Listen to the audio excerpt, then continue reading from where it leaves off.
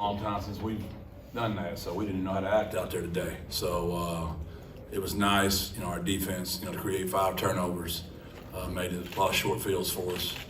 Offensively, our ability to run the football and execute on third down was really impressive.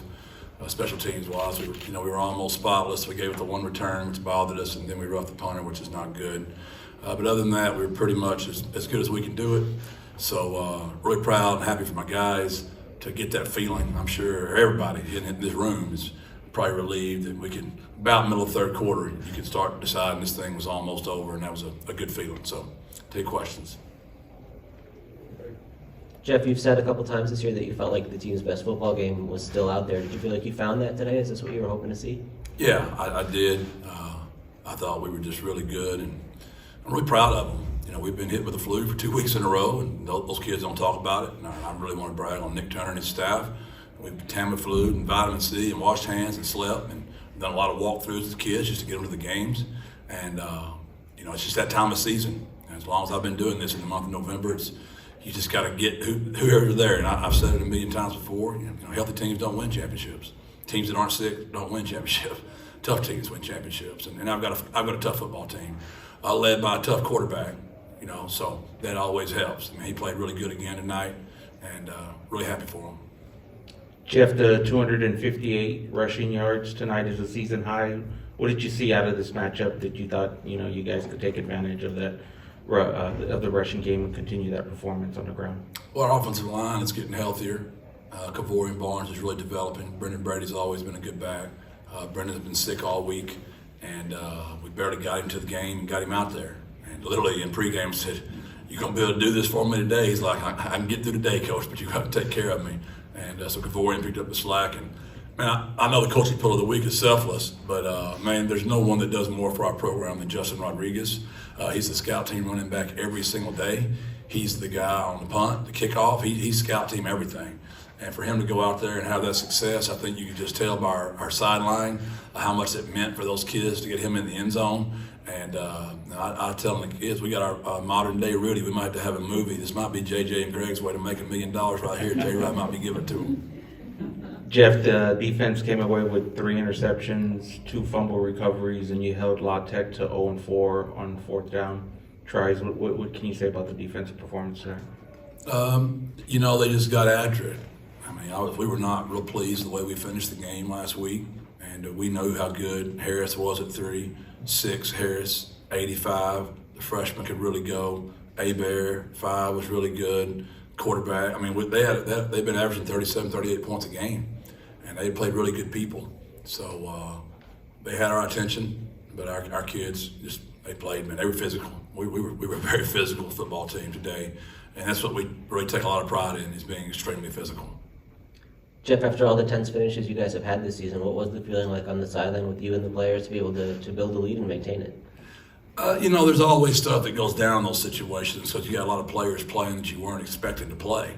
So there's always tension and more bickering, believe it or not, in the staff in those kind of games than there are in the games because you're just focused the whole time. But when you're making mass substitutions on every position, you can imagine the stress. So I explained to all my young coaches, this is the worst part of coaching, but this is the best part of coaching. When you're fighting over who's going in the game and when you go in the game, those are good conversations to be having because Will's trying to call it, and we got 14 guys talking about who's going to be in the game. And anyway, it was fun. It was fun. Chaos. We're not used to it. We haven't practiced it very much this year, but we got some practice tonight. I hope we practice it a few more times this year. That'd be nice. How much of an advantage was it to that point to be able to get some of your guys out, and how does that set you up for the rest of the stretch run to have some people a little more rested? Well, we played a lot anyway. It was really good to get Eddie Lee out there. And it was good for everybody to see what I've been talking about, him running around and throw the ball well. It's just good. Cam Cooper out there. We just had some young guys on the field. It's good to see Chris out there again, Isaiah out there. Got to see Ty run the ball a little bit. And so it was just good. It's always defensively. Got, Javon got to make some plays back there, 28. That was good to see that. And those young guys got to step up and play for us, more and more as the season goes just because of injuries and illness. Jeff, you gonna watch a little bit of the FIU game tonight, or you just kind of let this thing play out, or what's the mindset moving forward after this one? I told my team that Greg and JJ would tell me what the results were, and I wasn't going to think about it until y'all told me to. If I need to watch it, I will watch it tonight, JJ. But I've got 2 recruits in for official visits. I got to recruit a little bit too. Are you saying is that who we're going to play in the championship game? You're thinking if we were to make that, this is a tremendous culture pillar violation right now, JJ. What are you telling me right now, JJ? No, if FAU loses, you clinch. There you go. Yeah.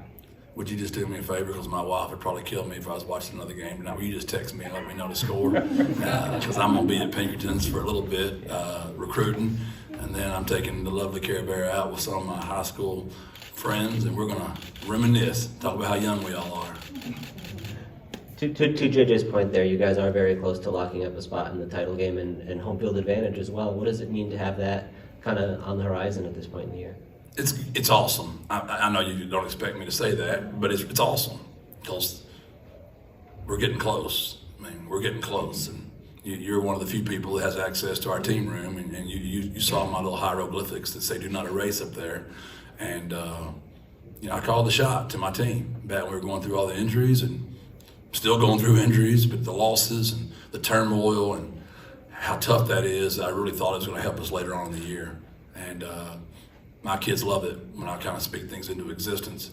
So it just gives them confidence, and we're almost home. We're almost home. We can see the end now. We can see it, and that just makes it more fun. It's tough. Football's tough. The first 4 games are always awesome because you're just getting new. That middle 4, middle 5, middle 6, it's a hard way to make a living. But man, when the season changes and the leaves start to change, that's when all the big games have ever been won. There's a lot of memories with players and coaches. The important games are won in these times of year, and we're almost home. We're to the big games almost. And you guys scored touchdowns right out of the gate, 4 straight drives today. Was there anything that was clicking immediately to allow you to have some instant success like that? We got a really good quarterback. I had a bunch of really good players out there that do a great job of doing what we're asking them to do. And I'm just being honest. They got a lot of 3-year starters out there. And how about Ty Key stepping in to replace JT? You can't replace JT. And JT, man, texted me this morning. The whole team, hydrate. Study your game plan one more time. I'll be watching today. I mean, he's the absolute best, right? Now, I look on that sideline, it's just a mass unit over there. I'm looking at Wisdom, I'm looking at Brandon Matterson, I'm seeing Mekhi Hart, I'm seeing Meach, I'm seeing, I didn't see JT today, right? But I mean, that's a lot of great players back there. And we just keep having someone else step up. And again, it's testimony of the program and the culture and what those kids believe in. Yeah, to that point, what did you make of Tyke's game and how he responded to that opportunity in particular? Other than the first drop of the second half, but he sweats like, he is a sweater. Like he had to have an IV before the game started. He was cramping in pregame. And at halftime, he was just drenched. So I'm sure his hands were slick. But other than that, he was really good. He missed a block on KOR. Sorry, Tyke, I'm telling all your business here. He played really well. Made some great contested catches. And I've told y'all that's never been the problem. What's crazy is he always does that against Louisiana Tech. This is 3 years in a row now. He made his debut my first year here against Louisiana Tech. And then last year he went out there and did it again. And then I'll be dang, those guys over there are like, why didn't that guy play every day? And Kavorian Barnes broke a couple of long runs for you guys. What does it do to the offense to have that kind of home run threat on the ground?